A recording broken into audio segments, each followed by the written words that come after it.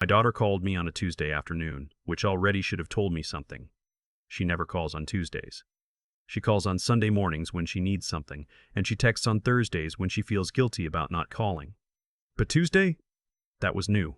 I was in the garage changing the oil on my truck, a 2019 F-150 that I'd bought used and kept in better shape than most people keep their marriages, when my phone buzzed against the workbench. I wiped my hands on a rag and picked up.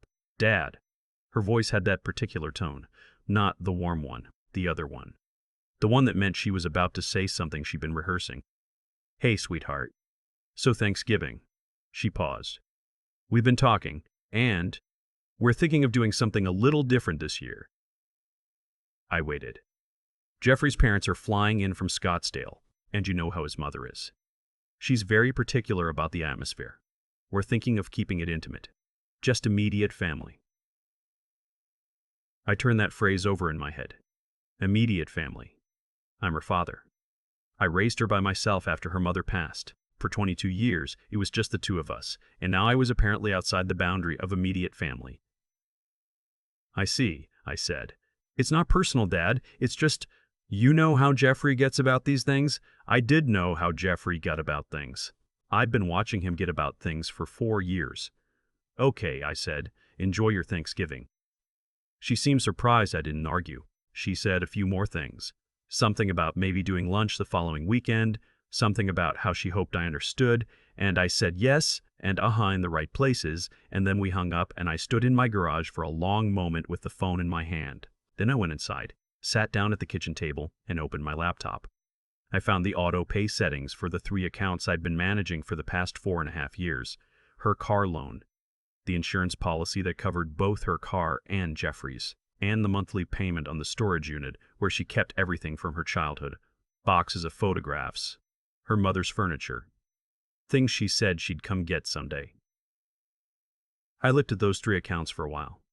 Then I closed the laptop and went back to finish the oil change. Let me back up, because none of this makes sense without the beginning. And the beginning starts with a Sunday morning in April 4.5 years ago when my daughter called crying. Her name is Vanessa. No, wait. Let me start even further back than that. Her name is Alicia. She was 26 when she met Jeffrey Marsh at a real estate networking event in Charlotte, which is where she'd moved after college to work in property management. She called me that same night, excited in the way she used to get excited about things before Jeffrey, big and open and a little breathless. Dad, I met someone. He's in commercial real estate. He went to Wake Forest. He is so put together. I was happy for her. I genuinely was. I'd watched her be lonely for a while after a difficult breakup the year before, and I wanted her to find someone good. Jeffrey was not bad, exactly. He wasn't cruel in any obvious way, not at first. He was just the kind of man who takes up more space than he should and doesn't notice the people shrinking around him. He had an opinion about everything. Restaurants, neighborhoods, the right kind of vehicle to drive, the right schools, the right everything. And he delivered those opinions with the quiet confidence of someone who has never once been told he was wrong. The first time I met him, we shook hands in the parking lot of a restaurant in Charlotte, and he looked at my truck and said, F-150, huh? You ever think about upgrading to a Silverado? Better tow rating. I drive an F-150 because I've driven F-150s for 30 years and I know every sound it makes, but I smiled and said, I'll keep it in mind. That should have been my warning. A man who leads with unsolicited truck advice is going to have opinions about everything else too. They got married 18 months later. Small wedding, which I was glad about. I paid for my half and didn't complain. Alicia was happy. That was enough. The trouble started around month 4 of the marriage, when Jeffrey left his position at the commercial real estate firm. He didn't get fired, technically. He resigned before they could let him go. Something about a deal that went sideways and a client relationship that went worse than that. He came home one Friday with a box of his desk things and told Alicia he was going to start his own consulting business. Now, I understand that. I ran my own HVAC business for 19 years. I know what it means to go out on your own, and I know it takes time to build. So when Alicia called me that Sunday in April and explained the situation, they were behind on the car payment. Jeffrey's consulting business was slow. Could I help just for a few months? I said yes. I paid the car loan that month, and the next, and the month after that. The few months stretched into a year. The year stretched into 2. Jeffrey's business remained perpetually almost there, almost profitable, almost landing a big client, almost ready to hire. There was always a reason the timing wasn't right yet, and there was always, underneath all of it, my daughter's voice asking me for just a little more help. I want to be clear, I am not a wealthy man. I'm a retired HVAC contractor from Greensboro, North Carolina. I own my house outright, which I'm proud of. I have a pension from the Trade Association and Social Security, and some savings I built slowly over 4 decades of working. I am comfortable, but I am not the kind of man who can absorb $1,000 a month without feeling it. But she's my daughter, and her mother is gone, and there was no one else. So I paid. The car loan was $487 a month. The insurance was $312 for both vehicles. I added the storage unit because Alicia had mentioned they'd had to cut expenses and she couldn't afford to keep it, and I couldn't stand the thought of her mother's rocking chair going to an auction house. That was $89 a month, almost $900 a month, every month for 4.5 years. If you do that math, and I eventually did, it comes out to just under $50,000. I never said a word about it. I set up the auto pays and I let it run because that's what fathers do. What I did not do was make a budget spreadsheet and show it to Jeffrey. What I did not do was send invoices. What I did not do was ever, once, sit down at their dinner table and say I have given you nearly $50,000 and I would appreciate being treated like a human being. That was my mistake. I own it. Jeffrey didn't like me. I figured that out gradually, the way you figure out that a slow leak in a tire is going to become a problem. He was never openly rude. He was too calculated for that. But there were 100 small things. He'd correct me in conversation, not aggressively, just persistently. I'd mention something about the news and he'd say, "Well, actually, Dad," with that little pause before Dad that made the word feel like an insult. He called me Dad from the first month of the marriage, before I'd offered it. And somehow the way he said it made it worse than if he'd just called me by my first name. He had opinions about my truck, about my clothes, about the neighborhood where I lived. I've been in the same house in Greensboro for 27 years, and Jeffrey described it once to someone on the phone as my father-in-law's starter home, not knowing I could hear him from the next room. He talked about Wake Forest the way some people talk about serving in a war, like it entitled him to a certain kind of respect that the rest of us, with our state schools and our trade licenses, simply hadn't earned. Alicia, to her credit, sometimes pushed back. But over time, less and less. I watched it happen slowly. The way she'd start to echo his vocabulary, his opinions, his sense of what was acceptable. By year 3, she'd started using the phrase "the right kind of people," which I'd never once heard her say growing up. We were not that kind of family. Her mother would have rinsed her mouth out. The Thanksgiving conversation wasn't the first thing. It was just the last one. 6 months before that call, Jeffrey and Alicia had come to Greensboro for a weekend visit. I'd cleaned the house, bought groceries, made the pot roast that Alicia had asked for specifically since she was 12 years old. They arrived 2 hours late. Jeffrey had wanted to stop at a place in Burlington for coffee, which was 45 minutes out of the way. And when they walked in, Jeffrey looked around the kitchen and said, "It smells very homey in here." The way he said homey, like it was a polite word for something else. Alicia was looking at her phone. She didn't react. We sat down to eat, and Jeffrey spent most of the meal talking about a conference he'd attended in Charleston. The caliber of professionals there, the hotels, the restaurants, the level of conversation. Every few sentences he'd make a small comparison, not like around here. People in those rooms just think differently. It's hard to explain to someone who hasn't been in those environments. I kept eating. I have 30 years of practice at keeping my face neutral. After dinner, while Alicia was helping me with dishes, Jeffrey went out to the front porch and made a phone call. I could hear pieces of it through the kitchen window. I heard him say my name. I heard him say, "Salt of the earth type, you know?" And then laugh at something the other person said. Salt of the earth. Like I was a geological feature. Like I was scenery. I finished the dishes and didn't say anything. But I remembered. The call about Thanksgiving happened on a Tuesday. I closed the laptop on those auto-pay accounts, finished the oil change, and went inside and made dinner. I slept fine that night. That surprised me a little. I think what happened was that something I'd been carrying for a long time just set itself down. It didn't announce itself. It was just gone. And in its place was a kind of clarity that I hadn't felt in years. I thought about what my father used to say. He was a plumber for 38 years, worked until his hands couldn't grip the pipe wrench anymore. He said, "The moment someone shows you what they actually think of you, believe them. Don't wait for a second demonstration." I'd had about 40 demonstrations by then. I waited 2 weeks.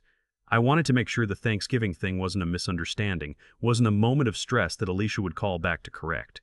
She didn't call. She texted once. 4 days later, a picture of a sweet potato casserole recipe with the message, "Thinking of you, maybe we can do this one next time," and I texted back a heart emoji and set the phone down. No call. No second thought. On December 1st, I logged back into the accounts. I didn't cancel anything dramatically. I didn't write a letter. I didn't call Alicia to explain. I just turned off the auto pays, one by one, the car loan, the insurance, the storage unit. I set a reminder in my calendar for 30 days out. Check accounts. Then I went to bed. The first call came on December 19th. It was Alicia, and she sounded confused more than angry. "Dad, something's wrong with the insurance. Jeffrey got a notice that the policy was canceled." "Yeah," I said. "I stopped the payments." Silence. "You... what?" "I stopped paying." Silence. "You... what?" "I stopped paying. I should have had this conversation with you a while ago, but I'm not going to keep covering those expenses." More silence. Then, "Dad, why didn't you tell us?" And I thought about that. I thought about how I should have told her months ago. Years ago, but I also thought about Thanksgiving, about intimate family, about salt of the earth, about pot roast that smells homey. "I'm telling you now," I said. She got upset, not screaming.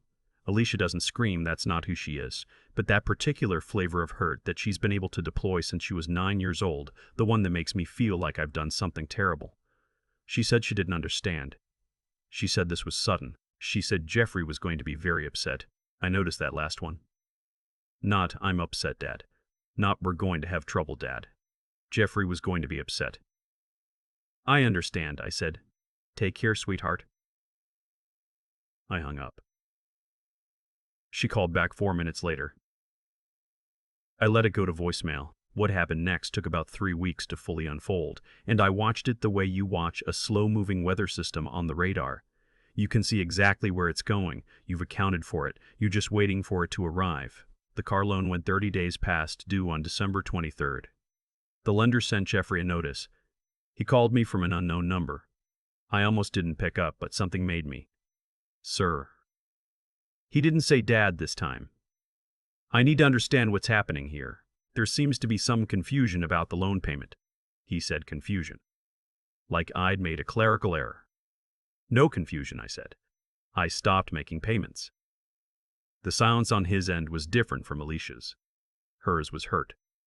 His was the sound of a man rapidly recalculating. "With respect," he said. And whenever someone says with respect, they mean the opposite. This affects more than just the loan. This is affecting our household.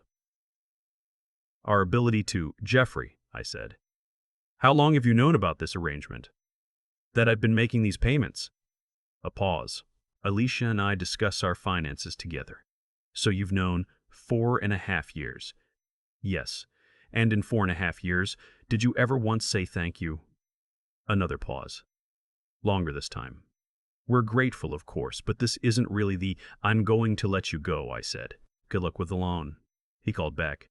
I didn't answer. He called from Alicia's phone. I didn't answer that either. Christmas came and went quietly. I drove to my sister's house in Roanoke, had dinner with her family, played cards with my brother-in-law until 11 o'clock, slept in my nephew's old bedroom under a quilt that smelled like cedar and childhood. It was the most peaceful Christmas I'd had in years, maybe a decade. My phone showed 63 missed calls by the time I got home on the 27th.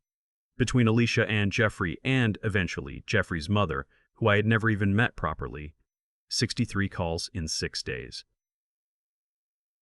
I didn't listen to the voicemails for a while. When I finally did, they moved 2 stages the way grief is supposed to, but rarely does: confusion, then negotiation, then anger, then something that in Jeffrey's case sounded almost like desperation. In one voicemail left on Christmas night, he talked for 4 minutes about his professional reputation and how the vehicle situation was affecting his ability to meet with clients. He said the word untenable twice. Alicia's messages were different. Quieter. In the last one, left on the 26th, she said, "Dad, I know you're probably right about some things. I don't know what those things are yet, but I'm scared." That one I played twice. She came to see me on January 4th. Alone. Without Jeffrey, which told me something had shifted. She sat at my kitchen table. The same table she'd done homework at. The same table where I told her about her mother's diagnosis. The same table that has a burn mark on one corner from a science fair project gone wrong when she was 10. And she looked at me for a long time before she spoke. "Why didn't you ever tell us it was too much?" she asked. I thought about it carefully before I answered. "Because you never asked if it was," I said. "And I kept thinking you'd notice on your own." She looked down at the table. "Jeffrey doesn't notice things like that." "I know," I said, "but you do. You always did." She was quiet for a minute. "How much did you pay? Total?" "Somewhere around $48,000–49,000. She looked like I'd told her something had died, which, in a way, I had. "Dad." Her voice broke a little. "I didn't know it was that much." "I know you didn't," I said, and I believed her. That was the complicated part. I believed she hadn't done the math, hadn't added it up, because she didn't want to know. Not because she was greedy, but because she'd learned from Jeffrey to not look directly at things that were uncomfortable. We talked for 3 hours. It was not easy. There were parts where she cried and parts where I was closer to it than I let on. We talked about her mother. We talked about what I'd needed from her that I hadn't said. We talked about Jeffrey, carefully, because she's still married to him, and I'm still her father, and we both have to live with however this ends up. I told her I wasn't going to resume the payments. I told her that had nothing to do with love. That I loved her the same way I always had, completely and without conditions. But that the money was gone and I was 61 years old, and I had to think about myself now. She nodded slowly. "Jeffrey's not going to like this." "I know," I said. "He's going to say things about you." "He already does," I said. "I heard him through the kitchen window in October." She looked up sharply. "What did he say?" And I told her. She was quiet for a long time after that. She left in the early evening, and we hubbed at the door the way we used to when she was still in school. Genuinely, not the sideways half-hub that had become the norm over the last few years. At the door she turned around and said, "I'm sorry, Dad, for a lot of things." "I know," I said. "Me too." The car was repossessed in mid-January. Jeffrey's insurance lapsed. He had to rent a vehicle for 2 weeks while he sorted out a new loan, this time in his own name, without my credit history backing it up. The rate, Alicia told me later, was considerably higher. Jeffrey's mother called me once from Scottsdale. I answered because I was curious. She introduced herself fully, first and last name, which no one does in a casual phone call unless they want to establish something, and told me she was calling to discuss the disruption I had caused to her son's household. "With respect," she said, "Jeffrey and Alicia are building a life. They need stability. What you've done has been quite destabilizing." I thought of all the ways I could respond to that. "Ma'am," I said, "your son has been calling me Dad for 4 years while telling people on the phone I live in a starter home. I think we have different definitions of respect." She started to say something about intentions and context, and I said, "I hope you have a lovely new year," and I hung up. That was the last time I heard from that side. It's May now. The light comes through the kitchen windows different in the morning than it did in January. Longer, yellower, the kind of light that makes the house feel like it belongs to itself. I've been taking a woodworking class on Tuesday evenings at the community center. Turns out I'm decent at it. I made a small end table last month that my sister said looks like something from a furniture store, which might be the nicest thing anyone said to me in a while. I'm working on a bookcase now. I still talk to Alicia. It's different now. More honest, I think, though honest is a generous word for something that still has so much unsaid in it. Jeffrey and I have not spoken since the phone call in December. I don't expect we will. That's its own kind of resolution. What I've learned at 61 years old is that love and money are not the same thing, even when you confuse them for each other. I loved my daughter, and I expressed it in dollars because dollars felt like something solid I could hand her. Something she could measure, something that proved I was there. But you can't buy your way into being treated well. You can only stop subsidizing being treated badly. I did that. A little late. But I did it. My truck is in the driveway. The oil's clean. The wood shop smells like cedar and sawdust. My coffee is hot. I have 71 missed calls I'll never listen to at a Tuesday evening class I'm actually looking forward to. That, for now, is enough. There's a burn mark on the corner of my kitchen table from a science fair project Alicia did when she was 10. I never fixed it.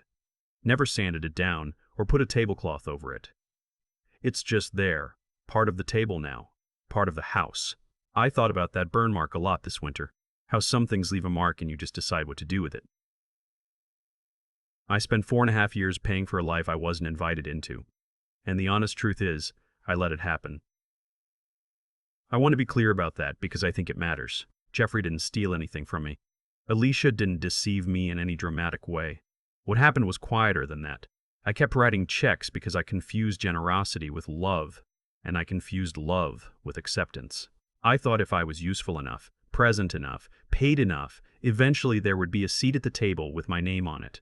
There wasn't, and no amount of money was going to put one there. What I've come to understand at 61 is that the people who treat you well don't need to be bought, and the people who need to be bought will never be satisfied. Jeffrey called himself businessman, but he never once did the arithmetic on what my support was actually worth, not because he couldn't, but because counting it would have required acknowledging it, and acknowledging it would have required gratitude, and gratitude was not something he had any practice in. That's not a character flaw you can fix from the outside. That's something a person has to choose to work on themselves. Jeffrey never made that choice. Maybe he will someday. I genuinely hope so for Alicia's sake more than anything. But here's what I know about how actions settle into consequences. I raised a daughter alone for 22 years. I worked, I showed up, I stayed when it was hard. That's the only real inheritance I had to give her, the example of a man who did the right thing even when it cost him something. And somewhere in these last 4 years, I stopped being that man. I started doing the easy thing, the comfortable thing, the thing that kept the peace. I paid and I stayed quiet, and I told myself it was love. It wasn't love. It was avoidance. And when you avoid the hard conversation long enough, eventually the hard conversation finds you anyway. It just shows up as a phone call that says you're not welcome for Thanksgiving. The clarity I felt after that call surprised me. Not anger. Not grief. Just clarity. Like a window that had been fogged over for years finally dried out. I could see what the situation actually was, and I could see what I needed to do. And, for the first time in a long time, I trusted myself to do it. That trust, in your own judgment, in your own hard-won sense of what's right, that's something nobody can give you and nobody can take away. Jeffrey could take a cab. His mother could call from Scottsdale. But that steady, quiet knowing in my chest, that was mine. I'd earned it over 61 years of trying to be a decent man. I go to woodworking class on Tuesday evenings now. I'm building a bookcase. It takes patience and a level eye and the willingness to start over when something doesn't fit right. I think that's probably a good description of most things worth doing. The burn mark is still on the table. Alicia noticed it when she came in January and almost said something, then didn't. We both know it's there. That's enough.